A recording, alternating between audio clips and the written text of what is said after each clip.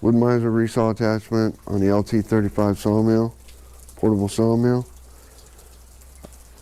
And you're gonna have to watch the next video to get this cherry board resawn.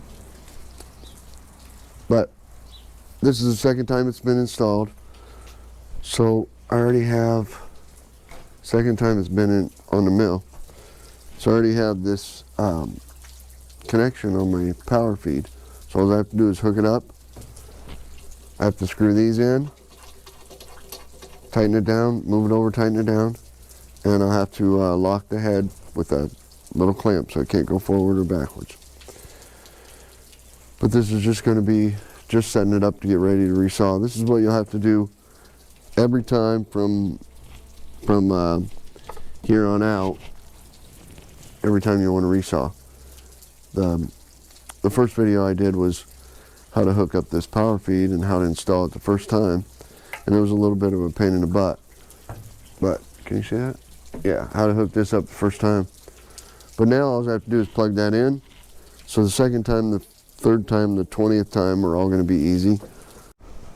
Okay, so this one here, oops, you can't really see it. There's a nut on your manual dogs. There's a nut on here. It wants to hit that nut. You slide it over, and it wants to hit right here on the log turner. So I can bring it over another inch or so. See, I'm not quite on that. I got another ½ inch there. But I can bring that over to put it on these log stops. But I'm not going to do that. This one's over maybe quite far. I think it's going to be all right. We'll find out. I'm going to tighten it down. It's just not, you know, perfect is all. And I don't. What's the other thing that we've learned? Hey, Papa! And I've only done it twice. I found another egg from the Easter Bunny. All right. It's another orange one. That's the same one. Huh? That's the same one. No. And look, there's another orange one. So what we learned is... What's another orange one? Nothing. Your grandson with the mic is quite loud. Is that you don't want to put this on, and this isn't a let's saw, you know, 2 boards. Put this on and saw 2 boards. That's not what. This is a little more time consuming than put it on and saw a board. You want to have a pile. You want to have a good stack of boards to saw before you put this on, because you don't. This is a pain to. No, you know, don't get me wrong. You're sawing all day or 2 days in a row or something. This is great attachment. But you don't want to put this on to saw 1 board. It's a little bit more than that. But we've got, I'm going to cut that long one in half. So we've got 4 little short 5-foot boards. So we'll do 2 of those. We'll do probably 8 cherry boards and probably 8, 10, 12. Okay, this you can't really see very well.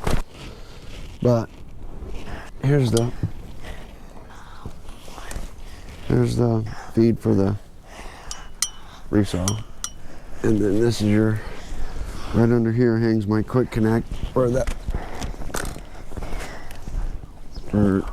power feed on the sawmill, and hopefully I'm going to just quickly disconnect this. And then that leaves the power feed motor unconnected, and this does have a positive and a minus.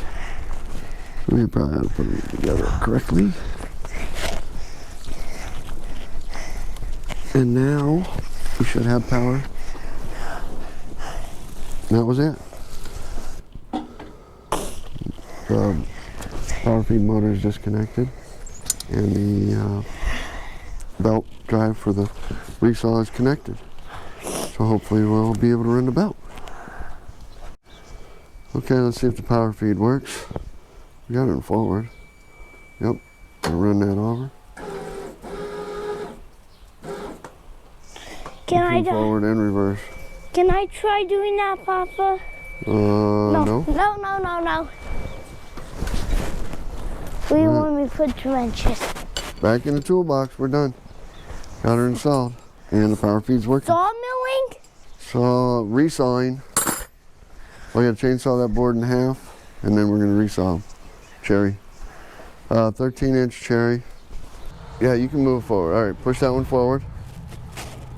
All right, now turn it on. Just leave it forward. Why? Leave it forward, leave it alone. Take your hand off of it. I'll turn this little knob right here. Up? Yep. There you go. You can go faster. Yep. Okay, turn it off. Move that knob up. There you go. Let me start it up.